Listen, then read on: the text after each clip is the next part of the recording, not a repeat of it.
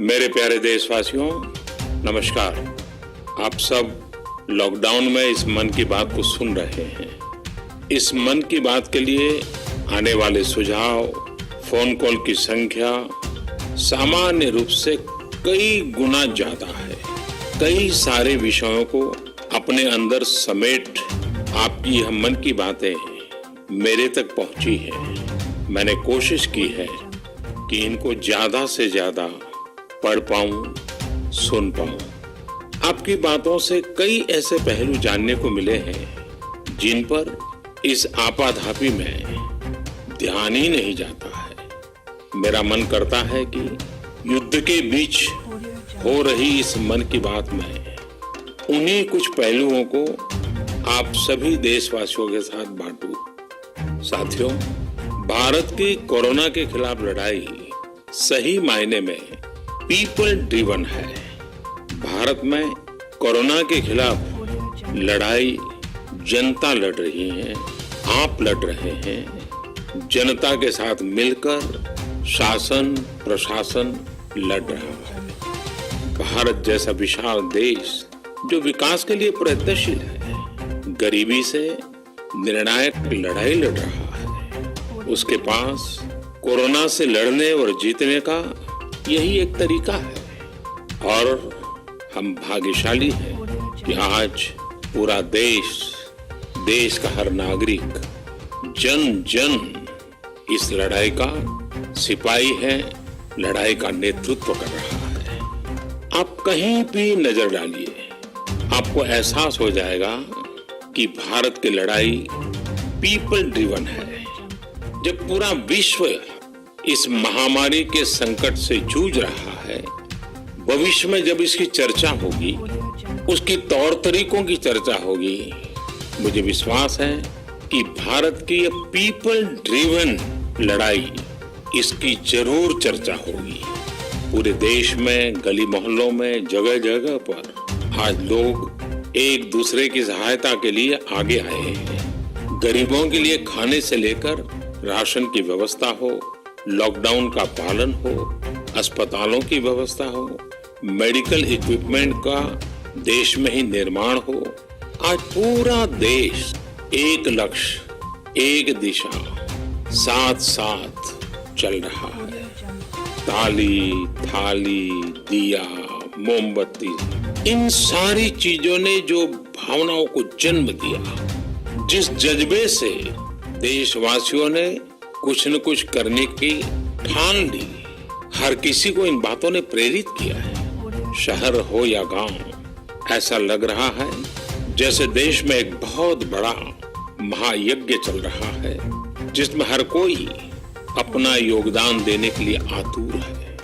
हमारे किसान भाई बहनों को ही देखिए, एक तरफ वो इस महामारी के बीच अपने खेतों में दिन रात मेहनत कर रहे हैं और इस बात की भी चिंता कर रहे हैं कि देश में कोई भी भूखा न सोए। हर कोई अपने सामर्थ्य के हिसाब से इस लड़ाई को लड़ रहा है। कोई किराया माफ कर रहा है, तो कोई अपनी पूरी पेंशन या पुरस्कार में मिली राशि को पीएम केयर्स में जमा करा रहा है। कोई खेत की सारी सब्जियां दान दे रहा है, तो कोई हर रोज सैकड़ों गरीबों को मुफ्त भोजन करा रहा है। कोई मास्क बना रहा है। कहीं हमारे मजदूर भाई बहन क्वारंटीन में रहते हुए जिस स्कूल में रह रहे हैं, उसकी रंगाई पुताई कर रहे हैं। साथियों, दूसरों की मदद के लिए आपके भीतर हृदय की किसी कोने में जो ये उमड़ता घुमड़ता भाव है ना, वही कोरोना के खिलाफ भारत की इस लड़ाई को ताकत दे रहा है। वही इस लड़ाई को सच्चे मायने में पीपल ड्रिवन बना रहा है। और हमने देखा है पिछले कुछ साल में हमारे देश में यह मिजाज बना है, निरंतर मजबूत होता रहा है। चाहे करोड़ों लोगों का गैस सब्सिडी छोड़ना हो, लाखों सीनियर सिटीजन का रेलवे सब्सिडी छोड़ना हो, स्वच्छ भारत अभियान का नेतृत्व लेना हो, टॉयलेट बनाने हो, अनगिनत बातें ऐसी है। इन सारी बातों से पता चलता है हम सबको एक मन, एक मजबूत धागे से पिरो दिया है। एक होकर देश के लिए कुछ करने की प्रेरणा दी है। मेरे प्यारे देशवासियों, मैं पूरी नम्रता पूर्वक, बहुत ही आदर के साथ आज 130 करोड़ देशवासियों की इस भावना को सर झुका करके नमन करता हूँ। आप अपनी भावना के अनुरूप देश के लिए अपनी रुचि के हिसाब से अपने समय के अनुसार कुछ कर सके, इसके लिए सरकार ने एक डिजिटल प्लेटफॉर्म भी तैयार किया है। ये प्लेटफॉर्म है covidwarriors.gov.in। मैं दोबारा बोलता हूँ, covidwarriors.gov.in। सरकार ने इस प्लेटफॉर्म के माध्यम से तमाम सामाजिक संस्थाओं के वॉलेंटियर्स, सिविल सोसाइटी के प्रतिनिधि और स्थानीय प्रशासन को एक दूसरे से जोड़ दिया है। बहुत ही कम समय में इस पोर्टल से 1.25 करोड़ लोग जुड़ चुके हैं।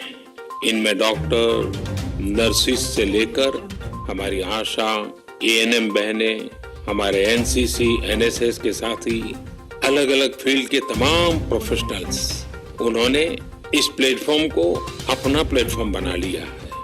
ये लोग स्थानीय स्तर पर क्राइसिस मैनेजमेंट प्लान बनाने वालों में और उसकी पूर्ति में भी बहुत मदद कर रहे हैं। आप भी covidwarriors.gov.in से जुड़कर देश की सेवा कर सकते हैं, कोविड वॉरियर बन सकते हैं। साथियों, हर मुश्किल हालात, हर लड़ाई कुछ न कुछ सबक देती है, कुछ न कुछ सिखा करके जाती है, सीख देती है, कुछ संभावनाओं के मार्ग बनाती है और कुछ नई मंजिलों की दिशा भी देती है। इस परिस्थिति में आप सब देशवासियों ने जो संकल्प शक्ति दिखाई है, उससे भारत में एक नए बदलाव की शुरुआत भी हुई है। हमारे बिजनेस, हमारे दफ्तर, हमारे शिक्षण संस्थान, हमारा मेडिकल सेक्टर, हर कोई तेजी से नए तकनीकी बदलावों की तरफ भी बढ़ रहे हैं। टेक्नोलॉजी के फ्रंट पर तो वाकई ऐसा लग रहा है कि देश का हर इनोवेटर नई परिस्थितियों के मुताबिक कुछ न कुछ नया निर्माण कर रहा है। साथियों, देश जब एक टीम बनकर के काम करता है, तब क्या कुछ होता है, ये हम अनुभव कर रहे हैं। आज केंद्र सरकार हो, राज्य सरकार हो, इनका हर एक विभाग और संस्थान राहत के लिए मिलजुल करके पूरी स्पीड से काम कर रहे हैं। हमारे एविएशन सेक्टर में काम कर रहे लोग हों, रेलवे कर्मचारी हो, ये दिन रात मेहनत कर रहे हैं ताकि देशवासियों को कम से कम समस्या हो। आप में से शायद बहुत लोगों को मालूम होगा कि देश के हर हिस्से में दवाइयों को पहुंचाने के लिए लाइफलाइन उड़ान नाम से एक विशेष अभियान चल रहा है। हमारे इन साथियों ने इतने कम समय में देश के भीतर ही 3 लाख किलोमीटर की हवाई उड़ान भरी है और 500 टन से अधिक मेडिकल सामग्री देश के कोने कोने में आप तक पहुंचाया है। इसी तरह रेलवे के साथ ही लॉकडाउन में भी लगातार मेहनत कर रहे हैं ताकि देश के आम लोगों को जरूरी वस्तुओं की कमी न हो।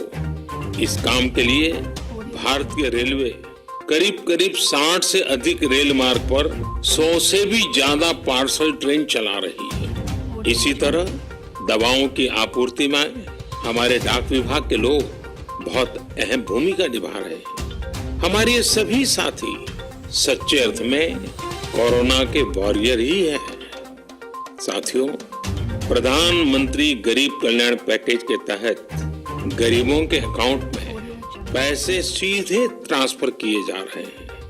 वृद्धावस्था पेंशन जारी की गई है। गरीबों को 3 महीने के मुफ्त गैस सिलेंडर, राशन जैसी सुविधाएं भी दी जा रही हैं। इन सब कामों में सरकार के अलग अलग विभागों के लोग, बैंकिंग सेक्टर के लोग एक टीम की तरह दिन रात काम कर रहे हैं और मैं हमारे देश की राज्य सरकारों की भी इस बात के लिए प्रशंसा करूंगा कि वो इस महामारी से निपटने में बहुत सक्रिय भूमिका निभा रही है। स्थानीय प्रशासन, राज्य सरकारें जो जिम्मेदारी निभा रही हैं, उसकी कोरोना के खिलाफ लड़ाई में बहुत बड़ी भूमिका है। उनका ये परिश्रम बहुत प्रशंसनीय है।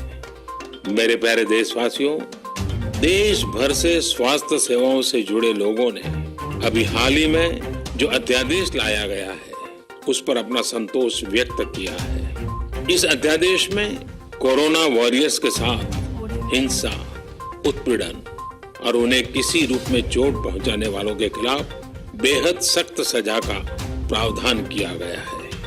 हमारे doctor, nurses, paramedical staff, community health workers और ऐसे सभी लोग जो देश को कोरोना मुक्त बनाने में दिन रात जुटे हुए हैं, उनकी रक्षा करने के लिए ये कदम बहुत जरूरी था।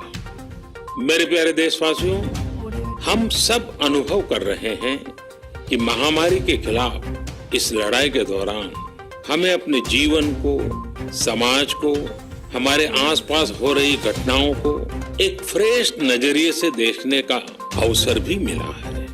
समाज के नजरिए में भी व्यापक बदलाव आया है। आज अपने जीवन से जुड़े हर व्यक्ति की अहमियत का हमें आभास हो रहा है। हमारे घर में काम करने वाले लोग हो, हमारी जरूरतों को पूरा करने के लिए काम करने वाले हमारे सामान्य कामगार हो, पड़ोस की दुकानों में काम करने वाले लोग हो, इन सब की इतनी बड़ी भूमिका है, हमें ये अनुभव हो रहा है।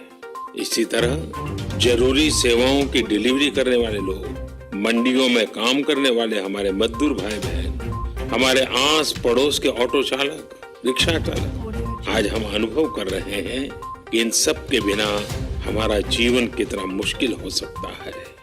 आजकल सोशल मीडिया में हम सब लोग लगातार देख रहे हैं कि लॉकडाउन के दौरान लोग अपने इन साथियों को न सिर्फ याद कर रहे हैं, उनकी जरूरतों का ध्यान रख रहे हैं, बल्कि उनके बारे में बहुत सम्मान से लिख भी रहे हैं। आज देश के हर कोने से ऐसी तस्वीरें आ रही हैं कि लोग सफाई कर्मियों पर पुष्प वर्षा कर रहे हैं। पहले उनके काम को संभवतः आप भी कभी नोटिस नहीं करते थे। डॉक्टर हो, सफाई कर्मी हो, अन्य सेवा करने वाले लोग हो, इतना ही नहीं, हमारी पुलिस व्यवस्था को लेकर भी आम लोगों के सोच में काफी बदलाव हुआ है। पहले पुलिस के विषय में सोचते ही नकारात्मकता के सिवाय हमें कुछ नजर नहीं आता था। हमारे पुलिसकर्मी आज गरीबों, जरूरतमंदों को खाना पहुंचा रहे हैं, दवा पहुंचा रहे हैं। जिस तरह से हर मदद के लिए पुलिस सामने आ रही है, इससे पुलिसिंग का मानवीय और संवेदनशील पक्ष हमारे सामने उभर करके आया है, हमारे मन को झकझोर दिया है, हमारे दिल को छू लिया है। एक ऐसा अवसर है जिसमें आम लोग पुलिस से भावात्मक तरीके से जुड़ रहे हैं। हमारे पुलिस कर्मियों ने इसे जनता की सेवा के एक अवसर के रूप में लिया है और मुझे पूरा विश्वास है इन घटनाओं से आने वाले समय में सच्चे अर्थ में बहुत ही सकारात्मक बदलाव आ सकता है और हम सब ने इस सकारात्मकता को कभी भी नकारात्मकता के रंग से रंगना नहीं है। साथियों, हम अक्सर सुनते हैं प्रकृति, विकृति और संस्कृति। इन शब्दों को एक साथ देखें और इसके पीछे के भाव को देखें तो आपको जीवन को समझने का भी एक नया द्वार खुलता हुआ दिखेगा। अगर मानव प्रकृति की चर्चा करें तो ये मेरा है, मैं इसका उपयोग करता हूँ। इसको और इस भावना को बहुत स्वाभाविक माना जाता है, किसी को इसमें कोई ऐतराज नहीं होता। इसे हम प्रकृति कह सकते हैं। लेकिन जो मेरा नहीं है, जिस पर मेरा हक नहीं है, उसे मैं दूसरे से छीन लेता हूँ। उसे छीनकर उपयोग में लाता हूँ तो हम इसे विकृति कह सकते हैं। इन दोनों से परे, प्रकृति और विकृति से ऊपर जब कोई संस्कारित मन सोचता है या व्यवहार करता है तो हमें संस्कृति नजर आती है। जब कोई अपने हक की चीज, अपनी मेहनत से कमाई चीज, अपने लिए जरूरी चीज कम हो या अधिक, इसकी परवाह किए बिना किसी व्यक्ति की जरूरत को देखते हुए खुद की चिंता छोड़कर अपने हक के हिस्से को बांट करके किसी दूसरे की जरूरत पूरी करता है, वही तो संस्कृति है। साथियों, जब कसौटी का काल होता है तब इन गुणों का परीक्षण होता है। आपने पिछले दिनों देखा होगा कि भारत ने अपने संस्कारों के अनुरूप, हमारी सोच के अनुरूप, हमारी संस्कृति का निर्वहन करते हुए कुछ फैसले लिए। संकट की इस घड़ी में दुनिया के लिए भी, समृद्ध देशों के लिए भी दवाइयों का संकट बहुत ज्यादा रहा है। एक ऐसा समय है कि अगर भारत दुनिया को दवाइयां न भी दे तो कोई भारत को दोषी नहीं मानता। हर देश समझ रहा है कि भारत के लिए भी उसकी प्राथमिकता अपने नागरिकों का जीवन बचाना है। लेकिन साथियों, भारत ने प्रकृति विकृति की सोच से परे होकर फैसला लिया। भारत ने अपनी संस्कृति के अनुरूप फैसला लिया। हमने भारत की आवश्यकताओं के लिए जो करना था उसका प्रयास तो बढ़ाया ही, लेकिन दुनिया भर से आ रही मानवता की रक्षा की पुकार पर भी पूरा ध्यान दिया। हमने विश्व के हर जरूरतमंद तक दवाइयों को पहुंचाने का बीड़ा उठाया और मानवता के इस काम को करके दिखाया। आज जब मेरी अनेक देशों के राष्ट्राध्यक्षों से फोन पर बात होती है तो भारत की जनता का आभार जरूर व्यक्त करते हैं। जब वो लोग कहते हैं thank you India, thank you people of India, तो देश के लिए गर्व और बढ़ जाता है। इसी तरह इस समय दुनिया भर में भारत के आयुर्वेद और योग के महत्व को भी लोग बड़े विशिष्ट भाव से देख रहे हैं। सोशल मीडिया पर देखिए, हर तरफ इम्यूनिटी बढ़ाने के लिए किस तरह से भारत के आयुर्वेद और योग की चर्चा हो रही है। कोरोना की दृष्टि से आयुष मंत्रालय ने इम्यूनिटी बढ़ाने के लिए जो प्रोटोकॉल दिया था, मुझे विश्वास है कि आप लोग इसका प्रयोग जरूर कर रहे होंगे। गर्म पानी, काढ़ा और जो अन्य दिशा निर्देश आयुष मंत्रालय ने जारी किए हैं वो आप अपनी दिनचर्या में शामिल करेंगे तो आपको बहुत लाभ होगा। साथियों, वैसे ये दुर्भाग्य रहा है कि कई बार हम अपनी ही शक्तियां और समृद्ध परंपराओं को पहचानने से इनकार कर देते हैं। लेकिन जब विश्व का कोई दूसरा देश एविडेंस बेस्ड रिसर्च के आधार पर वही बात करता है, हमारी फॉर्मूला हमें सिखाता है, तो हम उसे हाथों हाथ ले लेते हैं।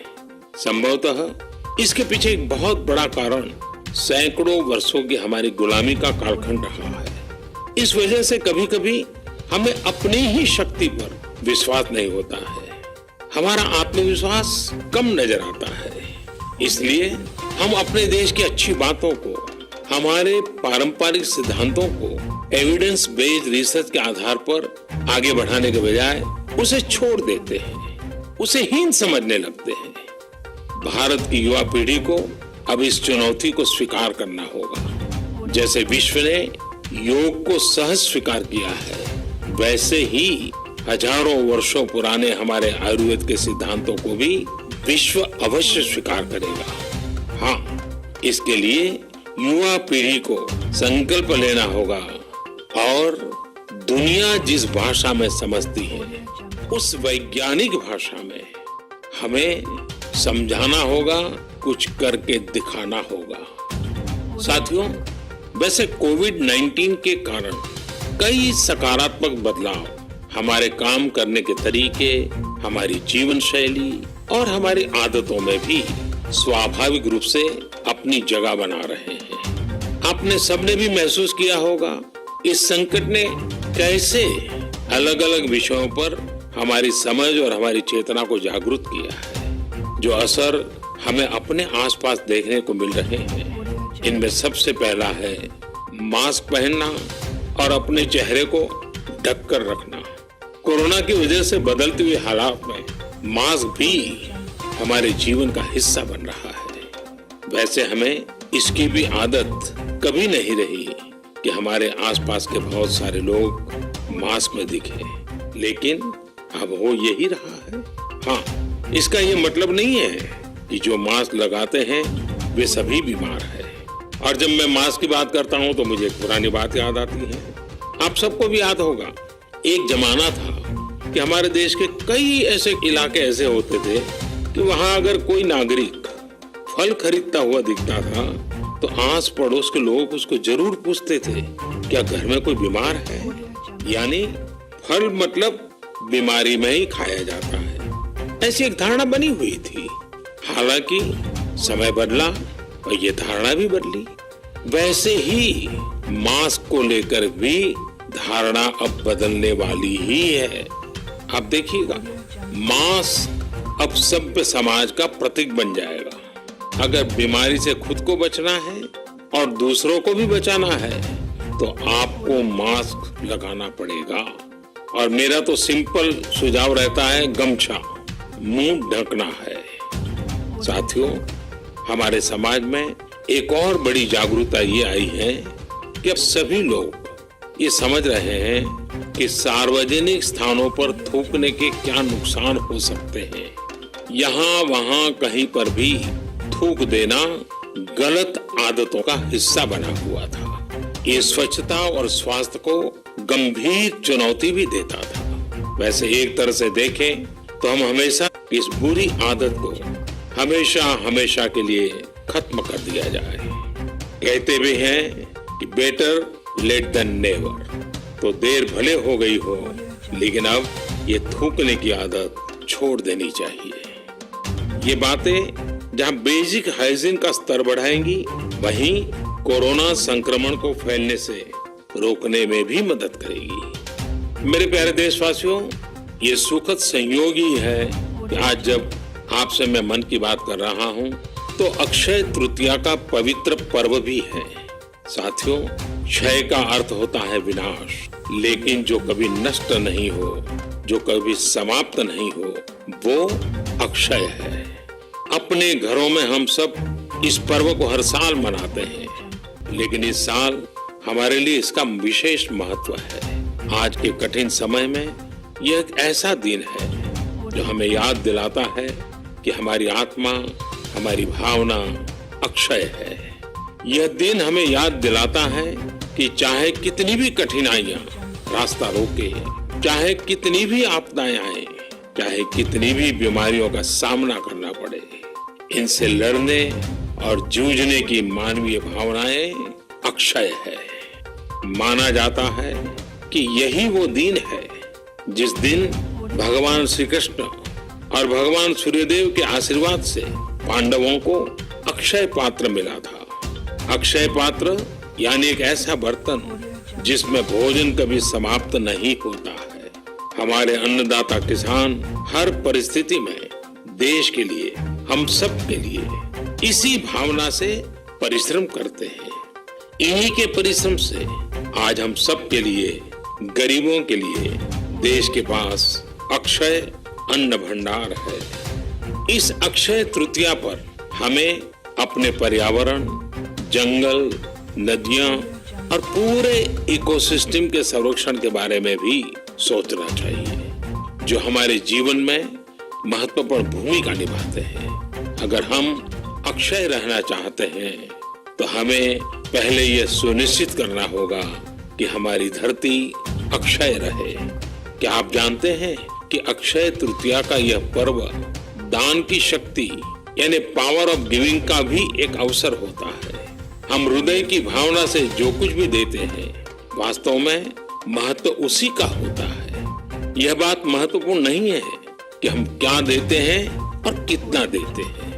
संकट के इस दौर में हमारा छोटा सा प्रयास हमारे आसपास के बहुत से लोगों के लिए बहुत बड़ा संबल बन सकता है। साथियों, जैन परंपरा में भी एक पर्व के रूप में मनाता है और इसलिए ये समझना आसान है कि क्यों इस दिन को लोग किसी भी शुभ कार्य को प्रारंभ करना पसंद करते हैं। चूंकि आज कुछ नया शुरू करने का दिन है, तो ऐसे में क्या हम सब मिलकर अपने प्रयासों से अपनी धरती को अक्षय और अविनाशी बनाने का संकल्प ले सकते हैं। साथियों, आज भगवान बसवेश्वर जी की भी जयंती है। ये मेरा सौभाग्य रहा है कि मुझे भगवान बसवेश्वर की स्मृतियां और उनके संदेश से बार बार जुड़ने का, सीखने का अवसर मिला है। देश और दुनिया में भगवान बसवेश्वर के सभी अनुयायियों को उनकी जयंती पर बहुत बहुत शुभकामनाएं। साथियों, रमजान का भी पवित्र महीना शुरू हो चुका है। जब पिछली बार रमजान मनाया गया था तो किसी ने सोचा भी नहीं था कि इस बार रमजान में इतनी बड़ी मुसीबतों का भी सामना करना पड़ेगा।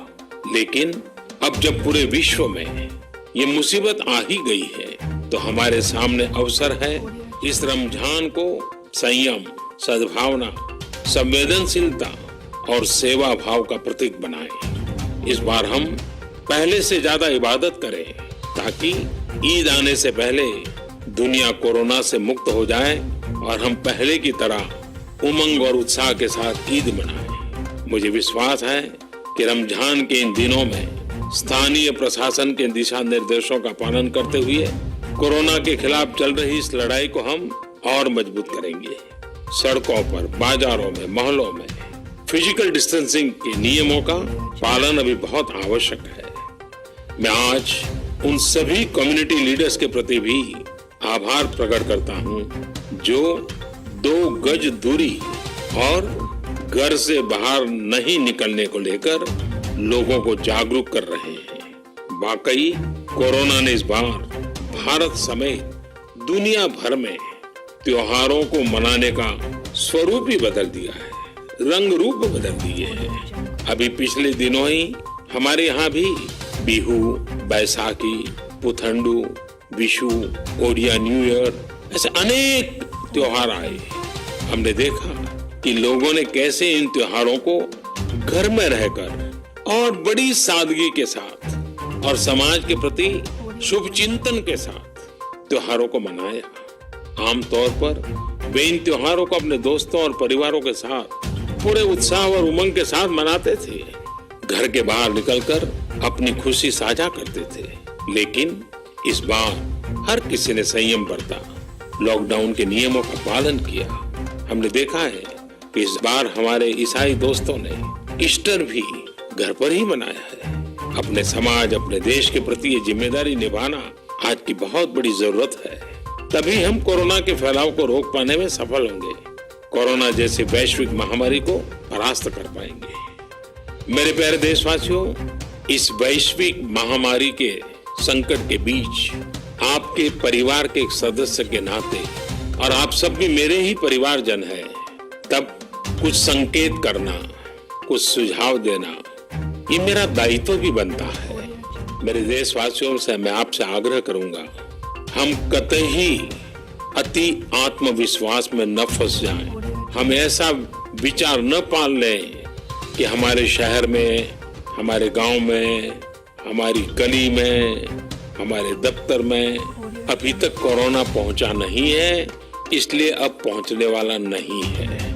देखिए, ऐसी गलती कभी मत पालना। दुनिया का अनुभव हमें बहुत कुछ कह रहा है और हमारे यहाँ तो बार बार कहा जाता है, सावधानी हटी तो दुर्घटना घटी। याद रखिए, हमारे पूर्वजों ने हमें इन सारे विषयों में बहुत अच्छा मार्गदर्शन किया है। हमारे पूर्वजों ने कहा है, अग्नि ही शेषम ऋण शेषम व्याधि शेषम तथैव च पुनः पुनः प्रवर्धेत तस्मात् शेषम न कार्येत। अर्थात हल्के में लेकर छोड़ दी गई आग, कर्ज और बीमारी मौका पाते ही दोबारा बढ़कर खतरनाक हो